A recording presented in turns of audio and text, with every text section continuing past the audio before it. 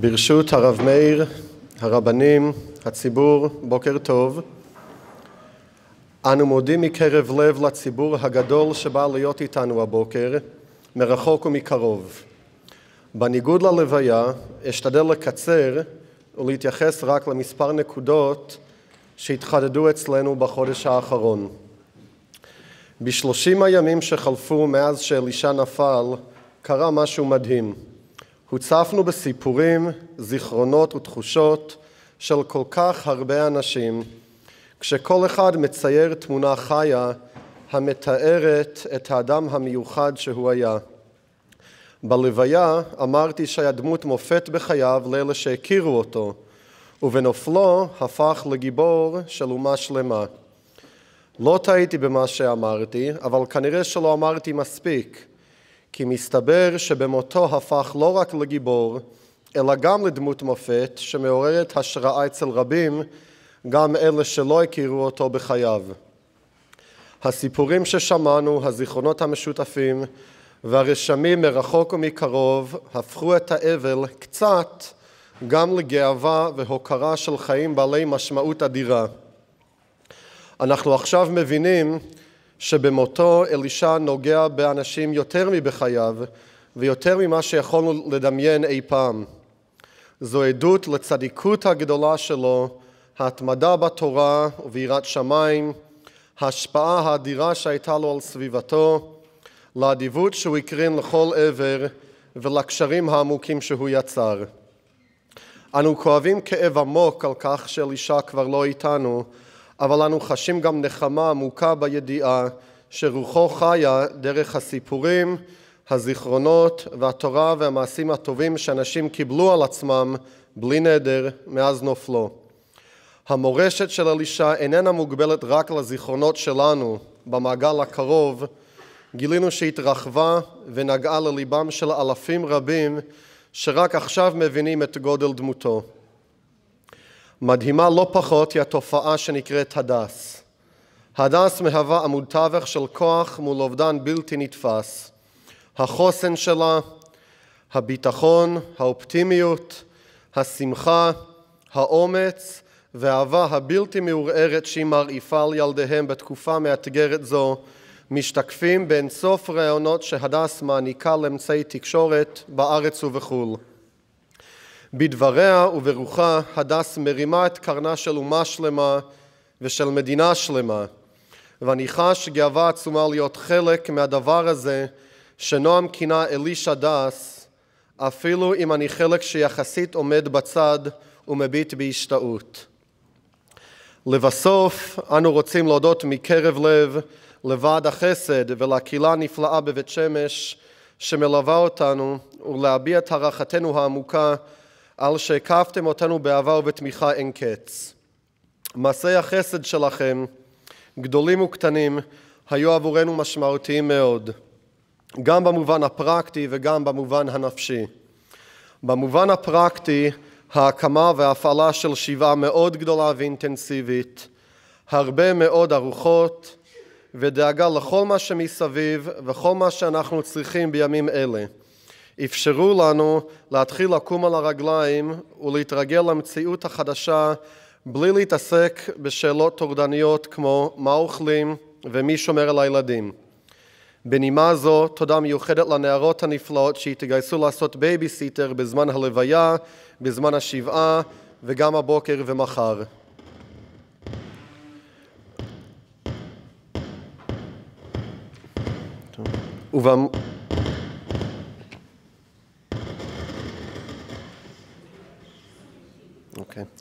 ובמובן הנפשי, שומעים? כן. אוקיי. בסדר, אז בלי. ובמובן הנפשי אנחנו יודעים שהדס והילדים וכולנו לא עוברים את המסע הזה לבד.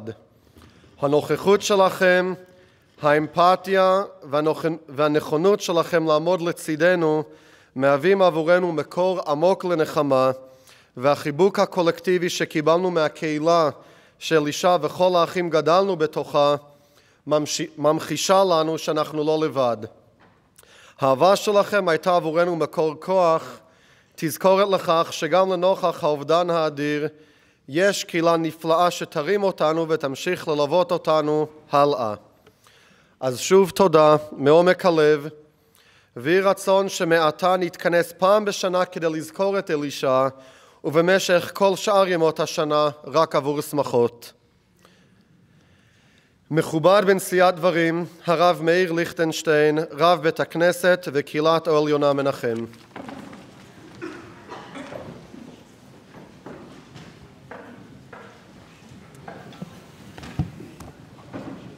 תסדר את זה בסדר.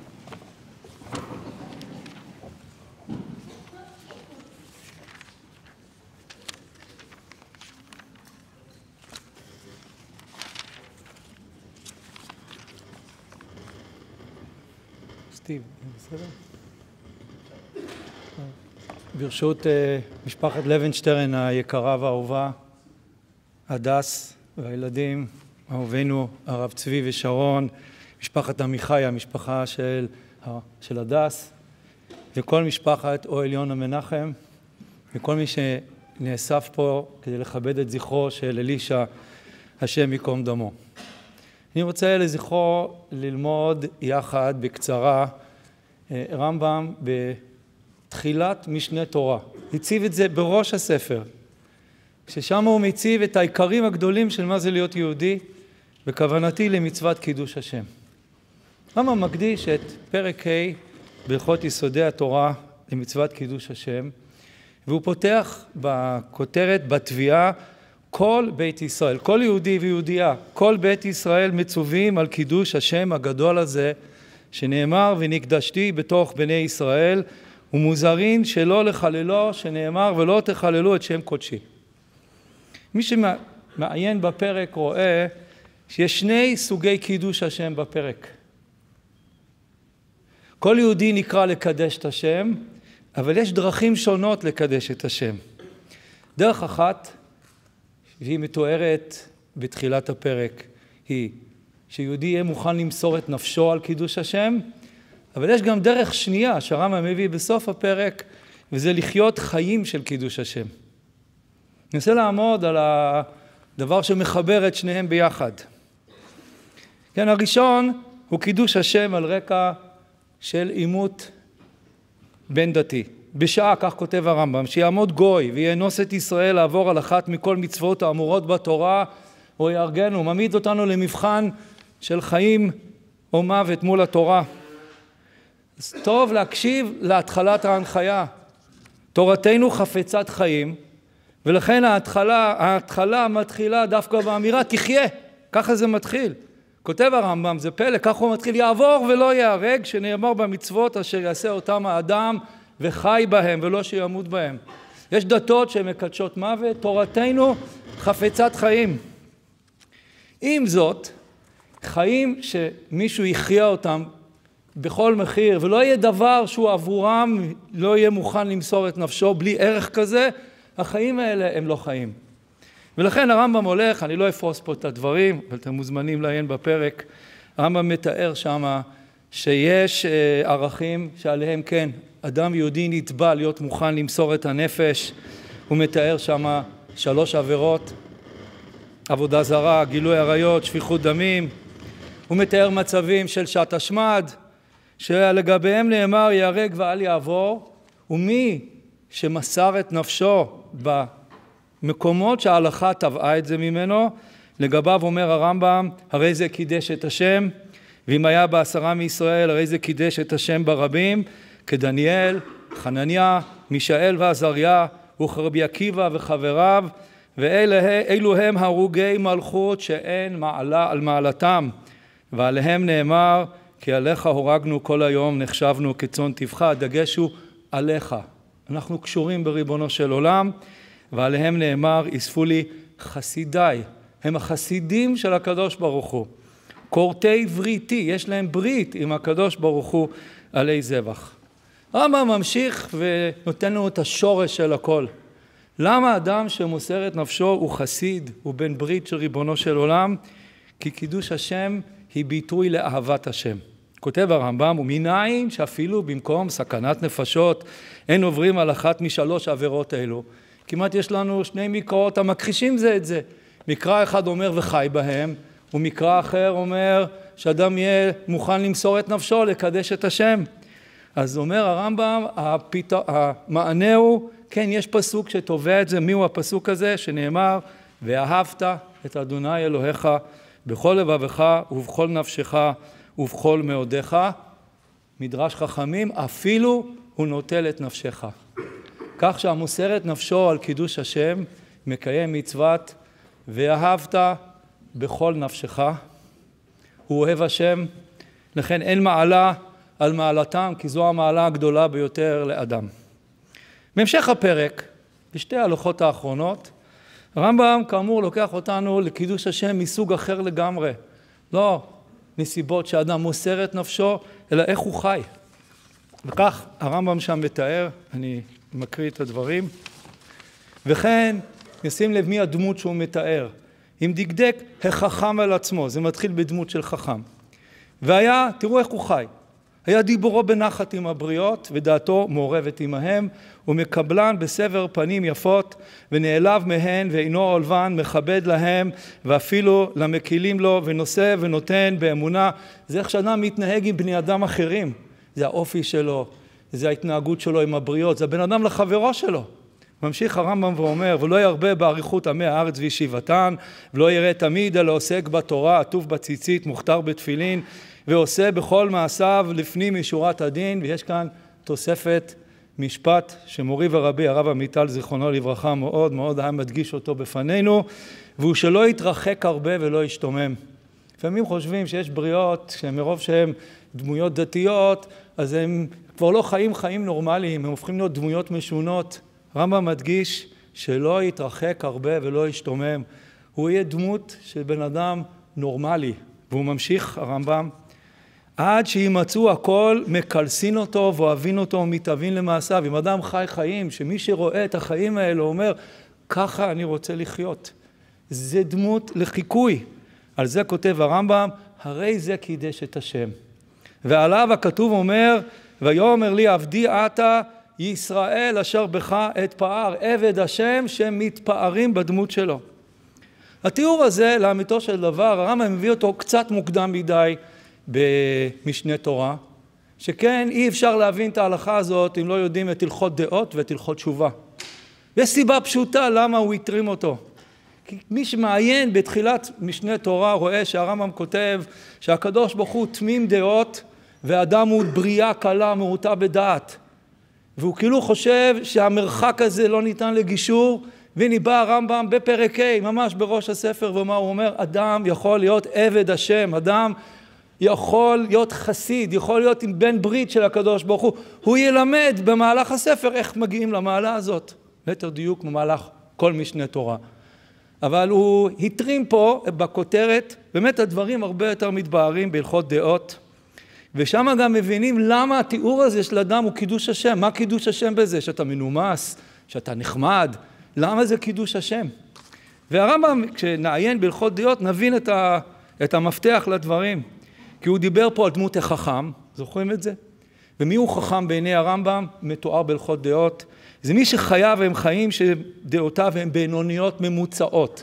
כמובן האדם שחי בדרך האמצע, הרמב"ם שם מתאר שלכל תכונה יש מנעד של קצוות, והדרך הראויה לחיות דרכו של החכם היא שהוא חי את המידה באמצע שלו, לא בקצוות, לא אדם קיצוני. ממשיך שם הרמב"ם ואומר שיש מצווה לחיות חיים של דרכים בינוניים, שזה במצוות והלכת בדרכיו, וזאת למה? כי הדרך של השם, הדרך של הקדוש ברוך הוא היא דרך בינונית. הקדוש ברוך הוא רחום וחנון, הרחמים של הקדוש ברוך הוא הם בינוניים. ולכן ממשיך הרמב"ם לא פחות, מי גילה את הדרך הזאת? והיא נקראת דרך השם, והיא שלימדה אברהם אבינו, אני מצטט מהלכות דעות, לבניו שנאמר כי ידעתיו למען אשר יצווה את בניו ואת ביתו אחריו, ושמרו דרך אדוני לעשות צדקה ומשפט. אז ממילא מה אנחנו מבינים? אברהם אבינו, הסוד שלו זה שהוא גילה אותנו שאפשר לחיות חיים של קשר לריבונו של עולם, לחיות חיים של דרך השם, ולכן מי שמזוהה עם החכם ממילא הוא חי חיי והלכת בדרכיו, אז ההתנהגות שלו מייחסים אותה לקשר שלו עם ריבונו של עולם, הוא מגלה מהאדם בחייו את המידות האלוקיות, ולכן אם הוא חי חיים שאנשים רואים שהוא, כל התיאור בהלכות יסודי התורה זה אדם שחי דרך בינונית, הוא מנומס, הוא מקבל אנשים בסבר פנים יפות, הוא נושא לפנים משורת הדין, אדם כזה ממילא מבינים שהוא חי ככה כי הוא עובד השם, אז ממילא זה מקדש את השם כי יודעים שככה הוא מגלה בעולם את השכינה. נוסיף יתרה מזאת, שהיות ומי שלימד אותנו את חיי החכם זה אברהם אבינו, שהרמב"ם בסוף הלכות תשובה, הרמב"ם שמה מלמד אותנו שאברהם אבינו זכה למעלה הגדולה של עובד השם מאהבה. ועבודת השם מאהבה, ככה כותב שם הרמב"ם, אני מקריא, זו מעלה גדולה מאוד, לא כל אחד זוכה לה. מעלה זו היא מעלה גדולה עד מאוד, ואין כל חכם זוכה לה, והיא מעלת אברהם אבינו, שקרוא הקדוש ברוך הוא אוהבי, לפי שלא עבד אלא מאהבה, והיא המעלה שציוונו הקדוש ברוך הוא על ידי משה רבנו, שנאמר, ואהבת את אדוני אלוהיך בכל לבבך ובכל נפשך ובכל מאודיך. תרשו לי לומר שאברהם אבינו גילם, והחכם מגלם את זה, את ואהבת את השם אלוקיך בכל לבבך. איך שאתה חי. הלב שלך מקושר לריבונו של עולם, ולכן חייך הם חיי אהבת השם. ממילא אנחנו מבינים שמצוות קידוש השם הולכת יד ביד עם מצוות אהבת השם. מי שאוהב את השם עד כדי כך שהוא מוכן למסור את נפשו על האמת של ריבונו של עולם, על האמת של השם בעולם, הוא אוהב אותו, הוא מקדש את שמו. מי שחי חיים שהם חיים שקשורים באהבת השם, ואהבת בכל לבבך, הוא מקדש את השם. אלו ואלו קישרו את אישיותם בקדוש ברוך הוא, ולכן גם אנחנו נלמד עוד דבר על הדמויות האלו, שאלו ואלו מזומנים לחיי העולם הבא. הרמב"ם באיגרת השמד, אחרי שהוא כותב כמעט מילה במילה, זה נכתב לפני משנה תורה, את מה שציטטתי קודם, מעלה הגדולה של הרוגי מלכות, שכמו רבי עקיבא, הרמב"ם אז מוסיף משפט שהוא לא כתב אותו במשנה תורה, אבל אני מקריא אותו, כותב הרמב"ם, ואיש שזיכהו השם לעלות במעלה העליונה הזאת, כלומר שיהרג על קידוש השם, אפילו היו עוונותיו כי ירובעם בן נבט וחבריו, הוא מנחיל עולם הבא, ואין למעלה הימנו, ואפילו לא היה תלמיד חכם.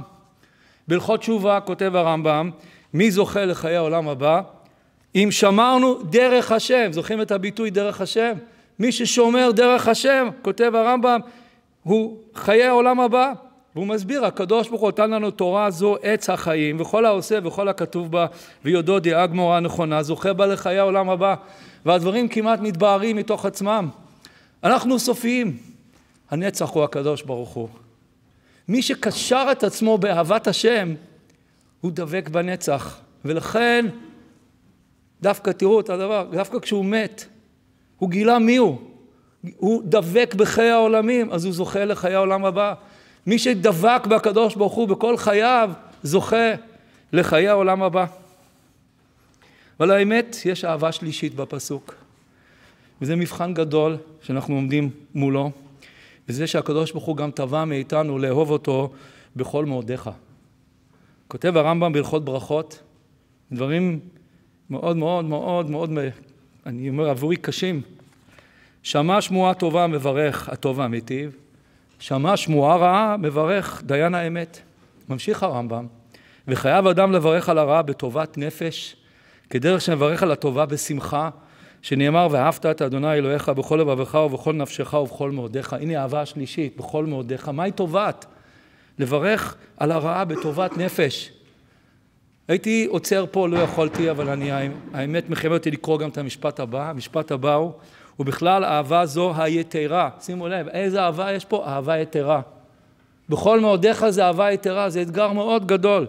שנצטווינו בה, שאפילו בעת שיצר לו, יודע וישבח בשמחה. להיות שמח שקרה דבר רע. אז דומני שהרמב"ם לא תובע מאיתנו דבר כזה. אחד מהדברים שלמדנו מתורתו של סבי מורי ורבי הרב סולובייצ'יק ז"ל, תמיד היה שההלכה היא דיאלקטית, והיא לא תובעת מאיתנו לחשוב שמשהו רע הוא משהו טוב. זה רע, זה כואב לנו. יש ראיה פשוטה לגישה הזאת שלו. על הרעה מברכים דיין האמת ולא הטוב והמיטיב. גם אם נשים לב לדברי הרמב"ם, הרמב"ם תיאר שמברכים על הרעה אחרת מאיך שמברכים על הטובה. הרמב"ם כתב, חייב אדם לברך על הרעה בטובת נפש, כשם שדרך שברך על הטובה בשמחה. ודומני שהביאור של הדברים, ואלישע, השם יקום דמו, במהלך השבעה בבית, בשיעורים בין מיכאל למיירב, למדנו מאמר שהוא כתב בהלכות אבלות, ששם אני מצטט דברים שאלישע הזכיר אותם, וזה שדומני שהכוונה בשמחה זה לא to be happy, הכוונה להיות קשור לקדוש ברוך הוא. אלישע שם מצטט דברים גם של סבי הרב ז"ל, על איך השמחה בתורה תמיד מזוהה עם עמידה לפני השם. ולברך בשמחה, הכוונה שאתה חי חיים של קשר לקדוש ברוך הוא, ואתה מאמין שיש השגחה, וכל מה שקורה בעולם זה בא מידו. אני אומר שהדבר הנורא ביותר זה הסתר פנים. זה מכה לקבל משהו רע.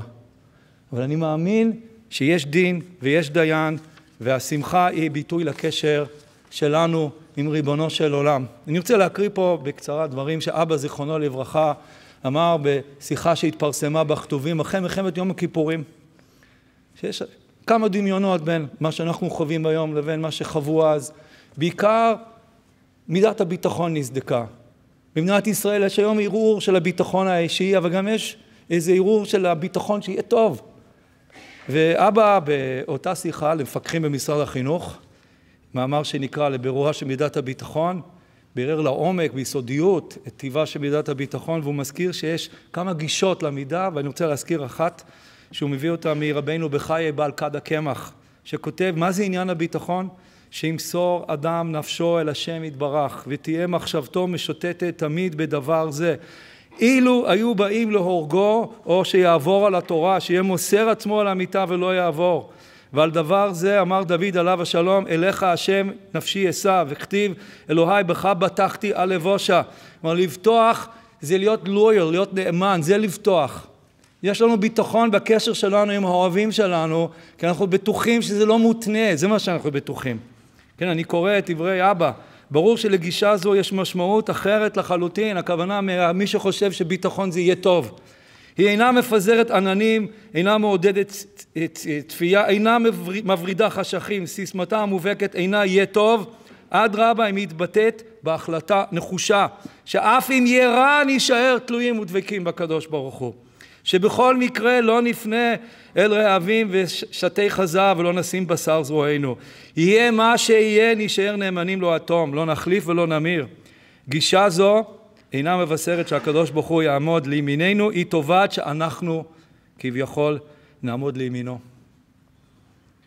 אנחנו מסתכלים בכאב, בצער, בהשתאות על אלישע השם יקום דמו ועל משפחתו. ברור לי שאלישע אהב את השם, אהבה יתרה, כל שלושת האהבות האלו. נתחיל מאיך שהוא חי. הזכיר את זה יקיר, באמת אני משתף, אמרו לי אנשים בקהילה, לא ידענו איזה איש אלוהים מתהלך בתוכנו. החיים שלו היו ממש, כמעט שקראתי את הרמב"ם בהלכות יסודי התורה בסוף הפרק שם, חשבתי שהוא כתב את זה לאלישע. מתנהג בנחת עם הבריות, נושא ונותן באמונה. כבר ציטטתי כמה פעמים לתלמידים את הסיפור שעדה סיפרה בהלוויה, שהוא לא התקבל לעבודה כי לא האמינו לו שהוא לא לקח אפילו עת ממקום העבודה. זה נושא ונותן באמונה, איש ישר, נעים הליכות. תרשו לי גם להגיד שהוא היה נורמלי, היה בן אדם מלא ושלם. ובאמת הכל, כשמסתכלים על איך הוא חי, מקלסין אותו, אוהבים אותו, מתאבים למעשיו, אומרים, ככה אנחנו רוצים. לא לחינם, יושב פה איתנו רב צ'יפסר, ראש ישיבת ירוחם. הייתה לנו שיחה אחרי שאלישע נפל, אמר, זה הבוגר שסימנו, ככה תהיו. זה הכל מקלסין ומתאבים למעשיו. אלישע אהב את השם בכל מאודיך.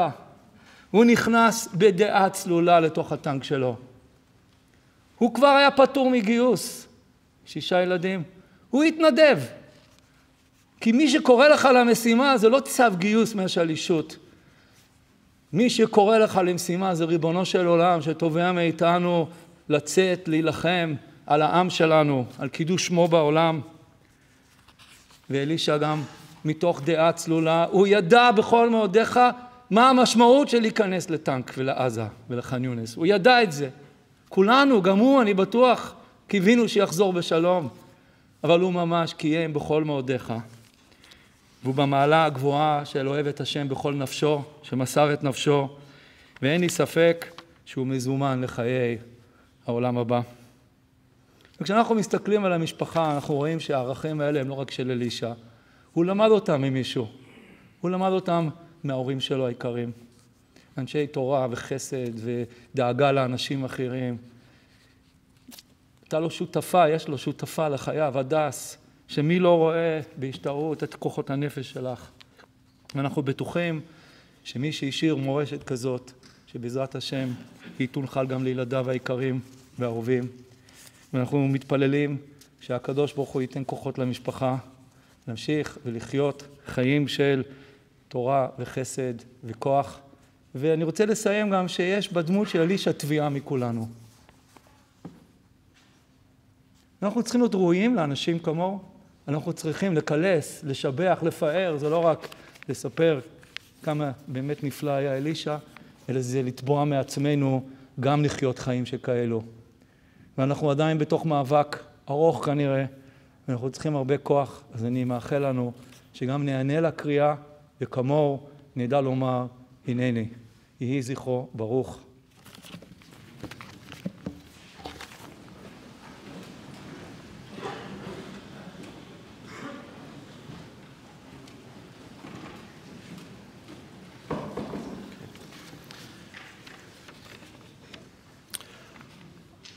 אנחנו רוצים להודות בהערכה רבה לגדול הדור הרב צבי שכטר שליטה, שבא להיות איתנו ולכבד את אלישע בנוכחותו איתנו היום.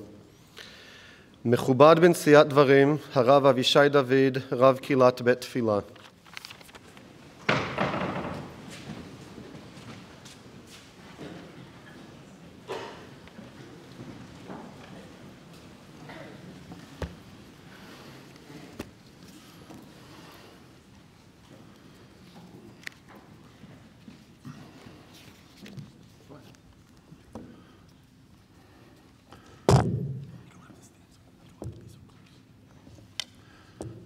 נתבקשתי לדבר באנגלית, אבל אני אשתדל להוריד מה ששמעתי מהרב מאיר שליטה למטה מ10 טפחים.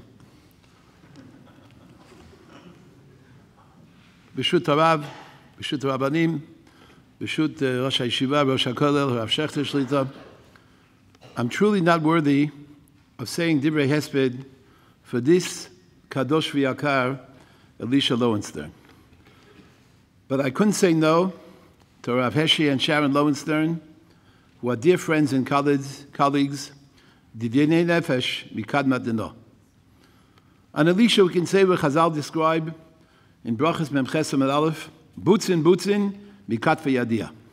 The context there is the following. Abaye and Rabbah, very young children, were sitting in front of Rabbah. Rabbah asked them, when a bracha is said, to whom is the bracha addressed? They said, to Rachmana, to Hashem Yisbarach. Rabbah then queried, where does Rachmana reside? Rabbah pointed to the ceiling. Abaye walked outside of the house and pointed to the heavens. Said Rabbah, both of you are going to become Talmidei Chachamim, and that's reflected in this Pitgam Amami, Butzin, Mikat Yadia. One can recognize potentially a great person even in their infancy and inchoate stages. As a very young man, Elisha often davened in Beit Knesset, Beit Midrash Torah Leumi, where I was zochet to serve as the Rav. I saw even then, as a young man, Samamanim, signs of godless in his sterling character, in his midos, in his diligence in the study of Torah, in his excellence as a Balkari Mufla, an outstanding Balkari, meticulous in all the variegated aspects of the Torah reading. Above all, he displayed, even then, a seriousness of purpose, a sensitivity, regishut lazulat. Of course, these character traits and nobility are the consequence to a large extent of the chinuch he absorbed asthmatically from his dear parents, and as Chazal indicate, Shusa de Yenuka o de Abo de Ima.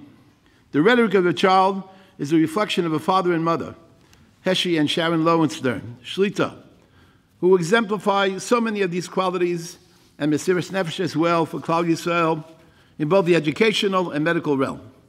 But over and above these hereditary traits that penetrated Elisha's inner psyche and soul, we saw in front of us a young effervescent Bachur with all the efflorescence of potential greatness to grow as an Ilana Rabba Yisrael, a blossoming fruit tree in Klal Yisrael. He had a netiya, a predilection, pardon the expression, for frumkeit, the genuine kind, for diktuk b'mitzvos, and clearly that was the essence of his nefesh. When Chazal cite the paradigmatic mamar of Ratzak HaKadosh Baruch Hu, the Zakos Yisrael, Lefikoch Hir B'Lehem Torah Mitzvos, the Rambam writes at the end of Maseches Makos, Me'ikrei ha'emunah, and I'll translate the rest of it. One of the fundamental articles of faith is that when a person performs the mitzvah properly and has no admixture of any other motivation or kavanah in its performance, but rather does so lishma, me'ava, out of love for the mitzvah, behold, says the Rambam, he'll merit olam haba. That's what Rabbi Chanina said, cites the Rambam. There are so many mitzvahs, and the Rambam opines it's not possible a person can perform all of them completely lishma, but one should tenaciously attempt to perform one mitzvah optimally and ideally lishma. And via that, says the Rambam, he will merit that his nefesh will merit eternity because of that one mitzvah. And the Rambam adduces a proof for this thesis from the question the Gemara has in Avodah Zarah Yudches, Rabbi Chanina, Ma'ani l'chayil ha'maba. Will I merit the world to come? The rejoinder was, Klum maseh bo biyadecha. Did you ever perform a mitzvah in its ideal way and thereby be zochet l'chayil ha'maba? In the course of his youthful and teenage years, Elisha peppered me with numerous questions, probably more so than any other young man in the shul. He asked me about the exactitude of the performance of many mitzvahs. He asked me questions, how to do them, behiduran. He showered me with all kinds of intriguing questions on Chumash and Tanakh. I often, when I saw him, I said, I better run for my life. He took counsel with me on issues of hadracha and guidance in his life. Often I was astounded by his youthful tenacity and determined nature. He demonstrated a singular ga'ava nafshit, religious maturity at a very tender age.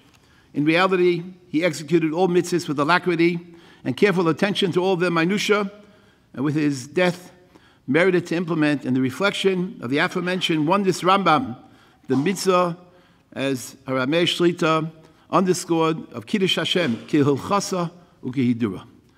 B'lashon Rambam, the Rambam writes that, again referring to Rabbi Chanina, as a result of one maaseh, shekiyim mitzvah achas kitikuna, the Rambam says, you see from there that he was obviously a daikon, b'kiyim kol ha-mitzvahs, v'hu ben olam haba. Dodi yarbad l'gano, la'arigot habosem, lirot baganim, v'lekot shoshanim. My beloved went down to his garden, to the scented flower beds, to care for the garden, to gather the roses. Anila dodi b'dodi li, haroeh b'shoshanim. The Medrash, cited by the Yalkut Shimoni, presents a parable to a king who owned an orchard and requested one of his obedient servants to guard it to ensure the growth of top quality fruit. After a lengthy period, the king came to examine the pardes and discovered it was full of thorns and thistles, dry and jejune, without any luster or beauty. He was disgruntled, but upon a closer scrutiny, discovered a single Shoshana, beautifully petaled rose. He took it, scented it, and his soul was restored. The king said, because of this rose, the entire orchard will be spared. The Medrash compares Klal Yisrael to that Shoshana shel Vered, and the world at large to the Pardes. The king wanted to destroy the Pardes, but said, in the merit of that Shoshana, soft-petaled rose, the Pardes will be saved. Elisha was the epitome and quintessence of that Shoshana. Ki Shoshana ben hachochim, kein rayati ben abanot. In this milchama that we are presently ensconced in, To our chagrin, we are witnessing the fulfillment of Chazal. The Navi Yeshayahu Perek Zayin writes, "Hatzadik ovad ve'ein ish som alev." Why was the tzaddik taken from us? Says the Navi, "B'pnei hara nesaf hatzadik." The Gemara in Tainis Yud Aleph has two explanations. The first, before Hashem Yisbarach brings the tragedy to the world, a tzaddik passes away. It's a divine heavenly gzeira designed to save Klal Yisrael. The second explanation of the Gemara is that tzaddikim served as a shield and buckler for the safety of Klal Yisrael. The moment the tzaddik departs from the world, then Klal Yisrael is in a potentially great danger, in a quandary, because its protection has disappeared. Ve'einish sam alev. If the nifter was not eulogized appropriately, if we don't fully appreciate his personality and inestimable contribution, then his death, Rachmana litzlan, will not stop the tide of heres that will invariably come in its wake. The proper hesped of a tzaddik prevents further puranus. So once the gates of destruction are open, there's no distinction between a tzaddik and a rasha. And Hashem sorrowfully and tragically even begins with the tzaddik. Comments, Tibusahu legabayu, says Rashi, Shelo yavo hara ha'asida lava. So if those of us remaining recognize the lacuna and the profound loss and respond accordingly and affirmatively by showing up our own lives with massive limud Torah, massive commitment to mitzvahs, combined with an outpouring of chesed, of empathy for Klal Yisrael, that will dam and impede the cascade of further tragedy, and chas v'sholom bifnat, as Rashi comments, hara tova. In Sefer Daniel, we read how Nebuchadnezzar set up a gigantic pesel, an idol in the valley of Dura, and commanded that on a given signal, all the assembled people should prostrate themselves before it on pain of death.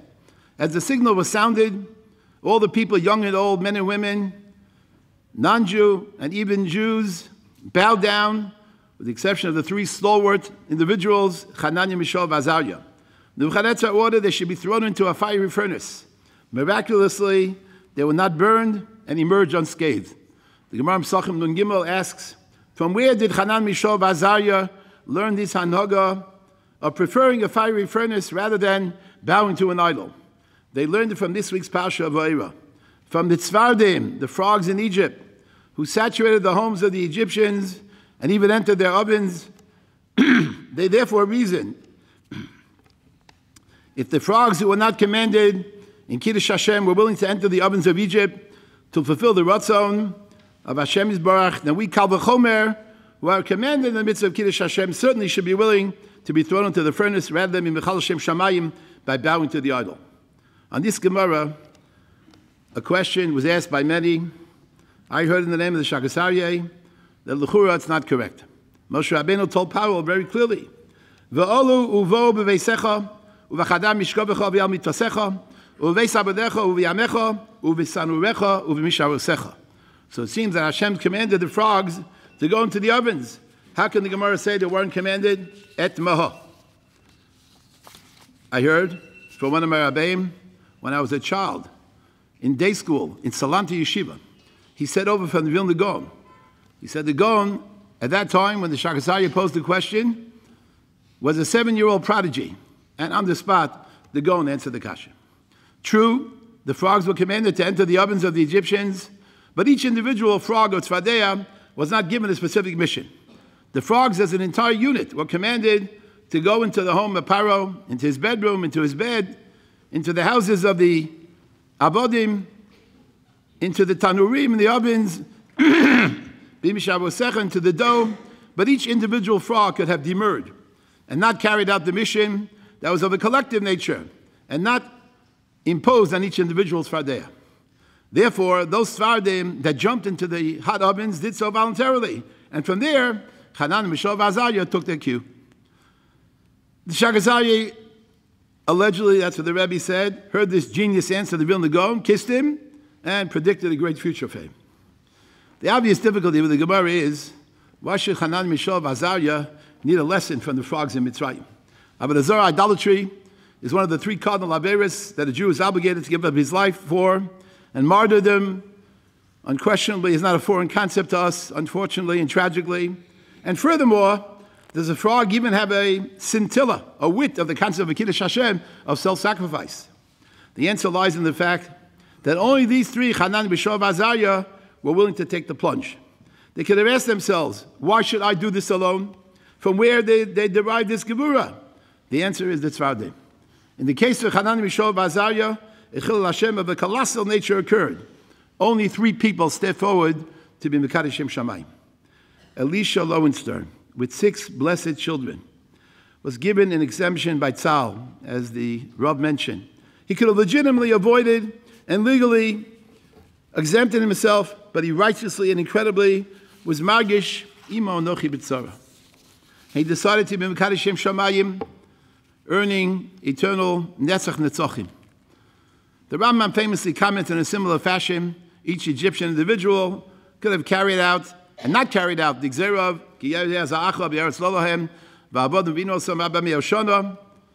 because the Gzera was on the collective and not on each one individually.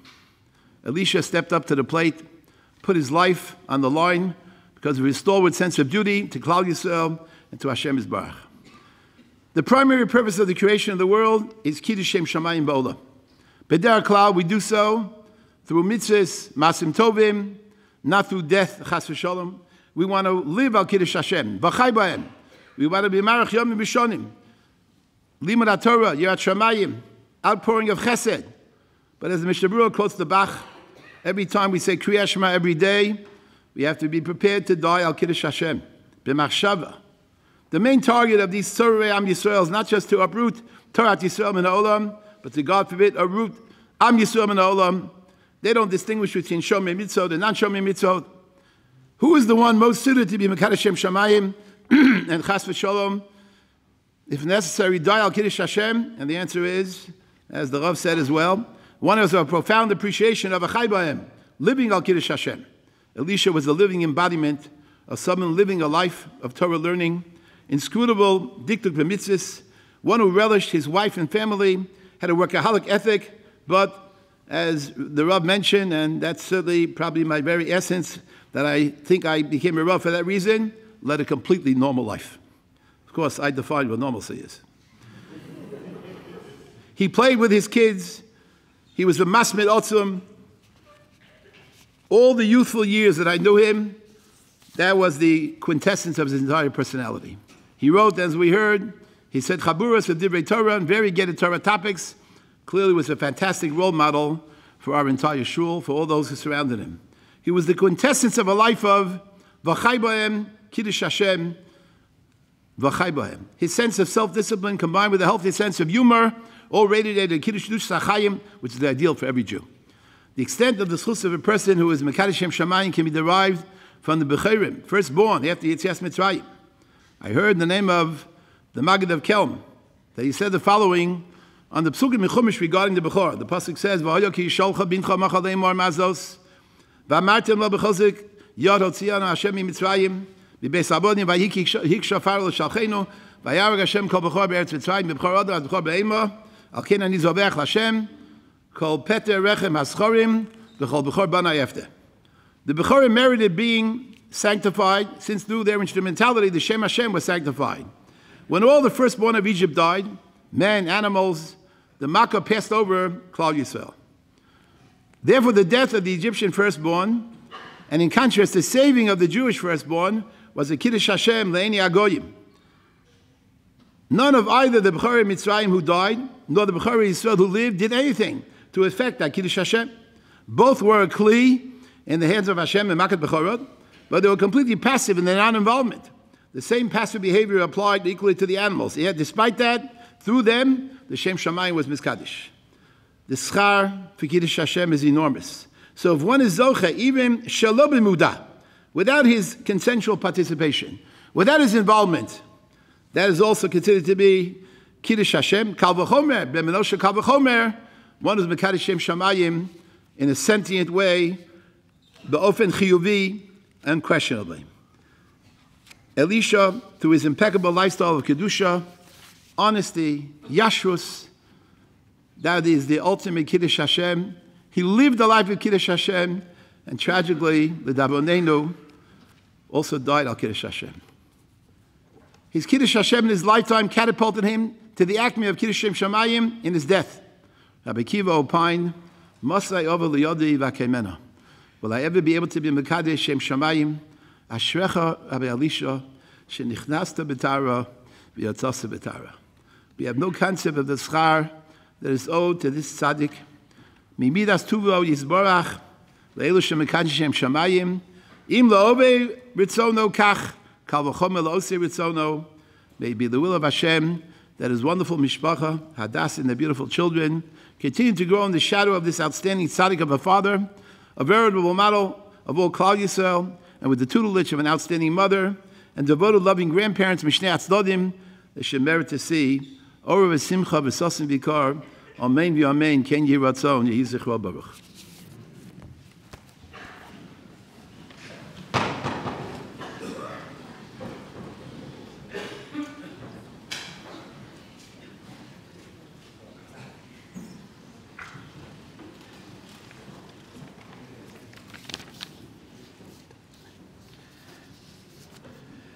אחד הסיפורים ששמענו בשבעה היה על דיון שהתפתח בין חברי צוות הטנק של אלישע בכניסתם ללחימה בעזה. נושא הדיון היה צוואות רוחניות והצורך או לא לכתוב איזשהו מסמך ערכי שיקרא אם חס וחלילה הכותב לא יחזור מהקרב. אלישע טען שאין לו צורך במסמך כזה, כי הוא הקפיד כל חייו להראות לכולם איך הוא מרגיש כלפיהם דרך התנהגותו, והסביר שהצבא הכי גדולה שיכולה להיות הם הילדים שלו, שגידל וחינך לפי ערכיו ואמונותיו. מכובד בסיום ש"ס משניות, איתן.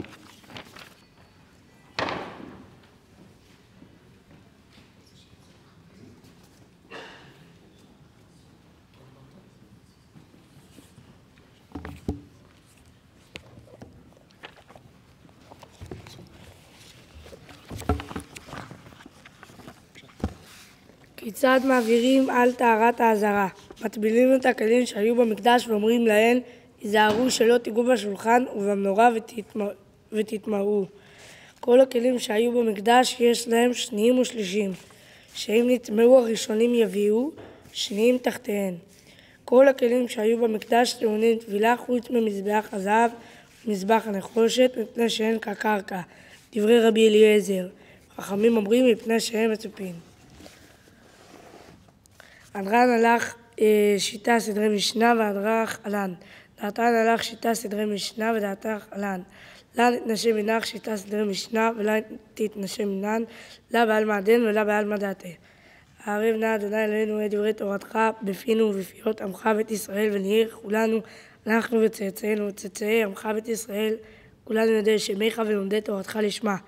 מאויבי תחכמני מצוותיך כי לעולם לי, יהי ליבי תמים בחוקיך למען לא אבוש, לעולם לא אשכח פקודיך כי בם חייתני. ברוך אתה אדוני למדני חוקיך, אמן אמן אמן אמן סלע ועד. מודים אנחנו לפניך אדוני אלוהינו ולא אהבתנו, ששמת חלקנו מיושבי בית המדרש ולא מיושבי קרנות. שאנו משכימים והם משכימים, אנו משכימים לדברי תורה והם משכימים לדברים בטלים. אנו עמלים והם עמלים, אנו עמלים ומקבלים שכר והם עמלים ואינם מקבלים שכר. אנו רצים והם רצים, אנו רצים לחיי העולם הבא והם רוצים לבאר שחת.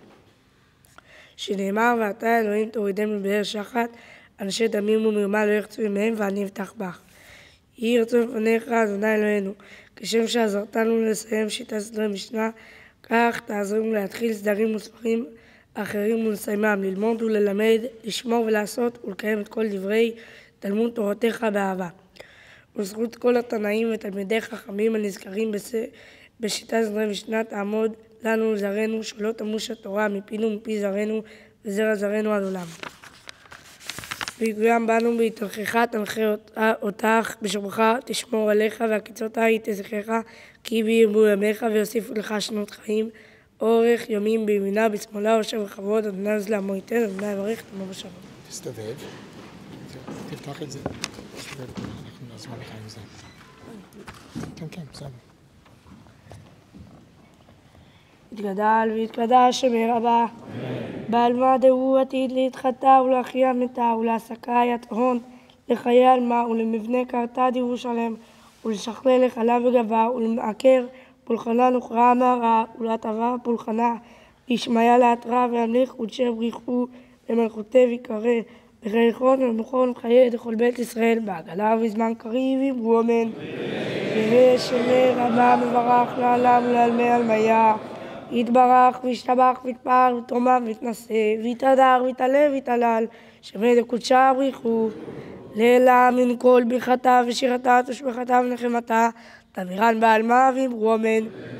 על ישראל ועל רבנן ועל תלמידון ועל כל תלמידי תלמידון ועל כל מה דעסקים באורייתא די באתרא קדישא עדיהם ודי בכל אתר ואתר יהא לעון מלכון שלם הרע באכילה וכיסא ורחמה וחיי אריכם ומזוני רוויכם וקדם ונקדם ובואון לי בשמיה ואמרו אמן.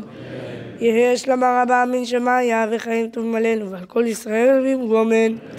עשה שלום במומיו ויעשה שלום עלינו ועל כל ישראל ואמרו אמן.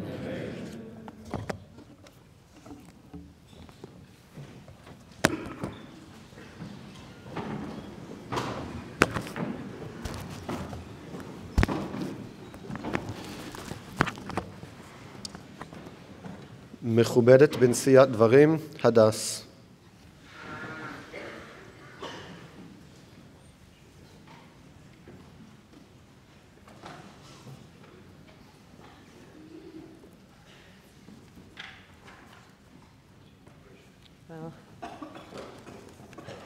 I do have a lot of omets, but speaking in front of so many ראשי ישיבות. תודה.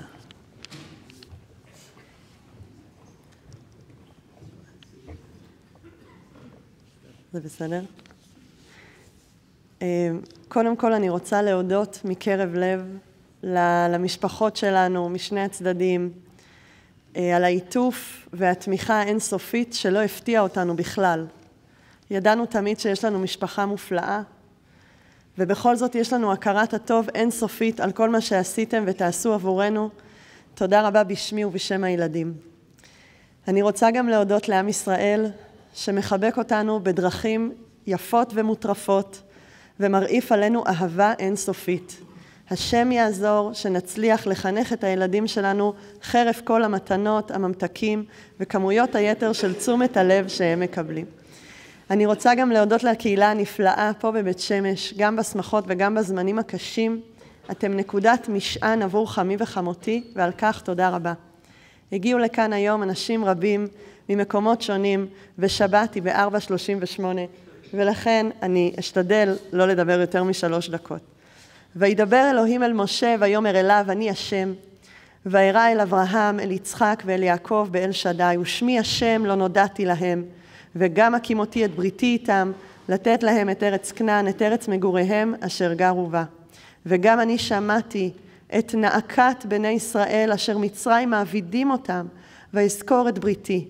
לכן אמור לבני ישראל, אני השם, והוצאתי אתכם מתחת סבלות מצרים, והצלתי אתכם מעבודתם, וגאלתי אתכם בזרוע נטויה ובשפטים גדולים, ולקחתי אתכם לי לעם, והייתי לכם לאלוהים, וידעתם כי אני השם אלוהיכם המוציא אתכם מתחת סבלות מצרים, והבאתי אתכם אל הארץ, אשר נשאתי את ידי לתת אותה לאברהם, ליצחק וליעקב, ונתתי אותה לכם מורשה, אני השם.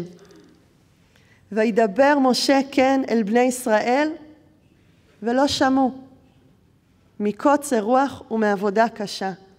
עם ישראל לא מצליח לשמוע את דברי הנחמה ואת ההבטחות הגדולות והיפות של הקדוש ברוך הוא, מקוצר רוח ומעבודה קשה. רק לפני 2 פרקים משה ואהרון דיברו אל העם, והעם האמין להם, אבל מאז המציאות טפחה על פנינו, פרעה הכביד את העבודה, ובני ישראל קורסים תחת נטל ליבון הלבנים, ועבודת הפרך והמשכנתאות וההוצאות החודשיות, והכל מלא בייאוש מחרסם, והם לא מצליחים לשמוע. האדמו"ר מפייסצנה היה אדמו"ר חסידי בימות השואה, ולאחר מרד גטו ורשה גורש עם היהודים שנותרו למחנה הריכוז טרווינקי ליד לובלין, האדמו"ר נרצח בנובמבר 1943 יחד עם שאר יהודי המחנה. אני רוצה להביא מובאה מספרו אש קודש, שזה מקבץ של דרשות על פרשת השבוע, שהאדמו"ר נשא תוך כדי השואה בגטו ורשה בפני קהילתו. המובאה הזאת היא לא, שלא תחפשו בבית, זה מפרשת שופטים, בסדר? אבל בספרי כתר קדושת אדוני אבי מורי, זכר צדיק וקדוש לחיי העולם הבא, מדייק. למה לא שמעו מקוצר רוח? אדרבה, מפני צרתם היו צריכים יותר לשמוח ולשמוע בבשורה טובה. היו במקום כזה שכל ניצוץ של תקווה היה אמור להדליק אותם. למה הם לא מצליחים לשמוע? אפשר לומר כי כשהאדם בצרה, בעוד רוחו בו, אז כששומע בשורה טובה, מאמין ושמח בה. מה שאין כן, כשהוא כל כך מוכה ומיוסר, עד שנשבר ומרוסס מצער ועוני. ואז יודע, לא, אז אף שבדעתו מאמין ויודע שיהיה טוב לו. מכל מקום אין כבר איש אשר ישמח, ואין כבר מי אשר יתחזק באמונתו. וכאין מעשה זו ראיתי כבר. עומד יהודי בגטו ורשה, הוא ראה אנשים שיודעים, אבל הם לא מצליחים לשמוע. כאין מעשה זו ראיתי כבר, לכן ולא שמעו אל משה, אף שהאמינו, אבל מקוצר רוח ומעבודה קשה לא היה מי שיתחזק וייתן לב לשמועה טובה זו. והנה בכל הצרות רואים שבאים ידעו כולם שתכף למחר יבשעו, כי אז חלק גדול גם מן המתייאשים עוד היו יכולים להתחזק, אבל דעקה שאינם רואים את הקץ לחושך, והרבה אין להם במה להתחזק, וחס ושלום מתייאשים ורוחם נופל. אם היינו אומרים להם שם בגטו ורשה, אם היינו אומרים להם, תחזיקו מעמד, עוד 4 שנים תחזיקו מעמד, עוד 5 שנים אנחנו מקימים פה מדינה, יהיה אוטובוס לירושלים, הם היו מחזיקים מעמד. אבל לא אמרנו. רבי מנחם מנדל טאוב, זה האדמו"ר מקאליב. האדמו"ר מקאליב, אולי קודם אני אגיד מי זה האדמו"ר מקאליב. רבי מנחם מנדל טאוב, הוא נפטר לפני 6 שנים, 7 שנים, 5 שנים.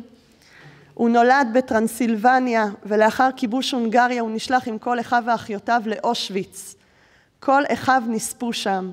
האדמו"ר שרד, אבל הוא עבר ניסויים מאוד מאוד קשים שגרמו לזה שהזקן שלו לעולם לא יצמח. והוא ניצל בדרך ניסית. אני רוצה לקרוא מה שהוא כותב בספרו כל מנחם. והנה עדיין יש לבאר כתיב, ולא שמעו אל משה מקוצר רוח ומעבודה קשה. וצריך ביאור.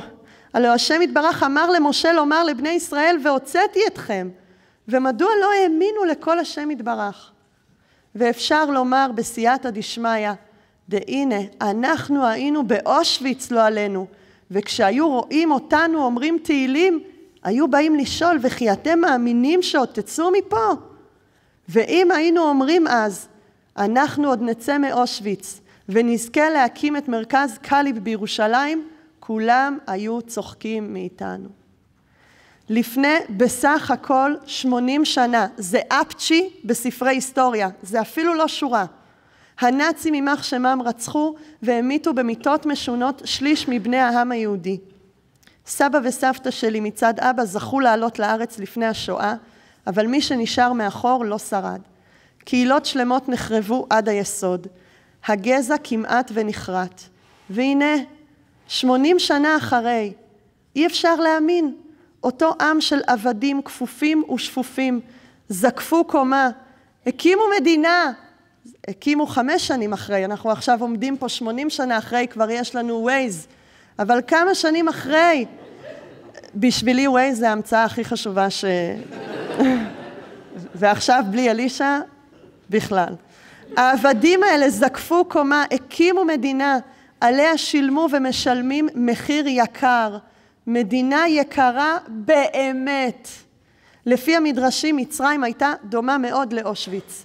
אף אחד לא יכול היה לברוח. מי שלא עמד במכסת העבודה היומית הוקע באכזריות, ואפילו שוטרים יהודים, קאפו, היו שם. ההבדל הוא שליהודים במצרים לא הייתה את הפרספקטיבה שלנו יש היום. איפה היינו לפני 80 שנה ואיפה אנחנו היום, ואיפה נהיה בעזרת השם בעוד 80 שנה. הסיפור שלנו, הסיפור הפרטי, הוא לא מנותק מהסיפור הכללי. אלישע הוא פנינה נוספת בשרשרת ארוכה מדי, של מסירות נפש יהודית. אנחנו מודים לקדוש ברוך הוא על כל הטוב והחסד, ומקבלים באהבה גם את הקשיים והניסיונות. תפקידנו בעת הזאת להרים את הרוח, להעריך את הרוח, לדבר דיבורים שמזכירים לעם ישראל מה העתיד הגדול והנשגב העומד לפתחנו. והוצאתי אתכם מתחת סבלות מצרים, והצלתי אתכם מעבודתם, וגאלתי אתכם בזרוע נטויה ובשפטים גדולים, ולקחתי אתכם לי לעם, והייתי לכם לאלוהים. וידעתם כי אני השם אלוהיכם המוציא אתכם מתחת סבלות מצרים, והבאתי אתכם אל הארץ אשר נשאתי את ידי לתת אותה לאברהם, ליצחק וליעקב, ונתתי אותם לכם מורשה, אני השם. תודה רבה לכולכם שבאתם. אנחנו הכנו איזושהי מזכרת קטנה, אפשר לקחת אותה ביציאה, מגנטים עם מובאות מהרמב"ם ותהילים, אתם יכולים לקחת אותם. תודה רבה לכולם. אתה סוגר?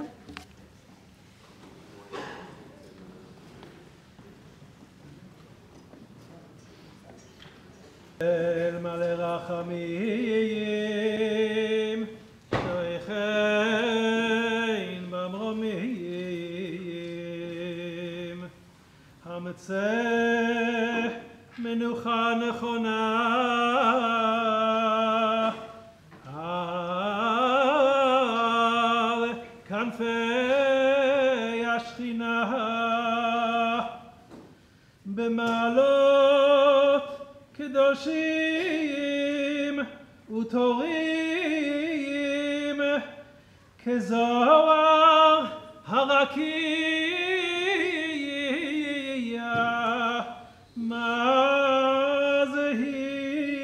מזהירים לנשמת הקדוש הרב אלישע לוי בן הרב צבי מאיר, שמסר נפשו על קדושת השם העם והארץ. בעבור שאנו מתפללים לעילוי נשמתו בגן עדן תהא מנוחתו. לכן בעל הרחמים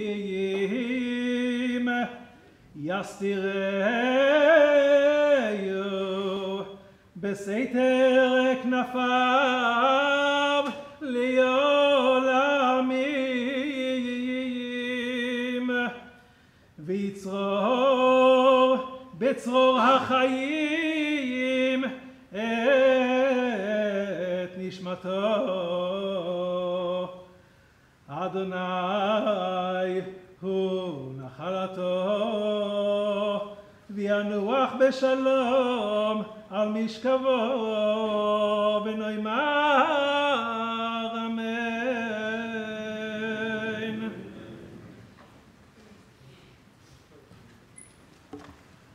אנחנו נראה עכשיו סרטון קצר, ובזה יסתיים אירוע הזיכרון. תודה לכל מי שהגיע ושבת שלום.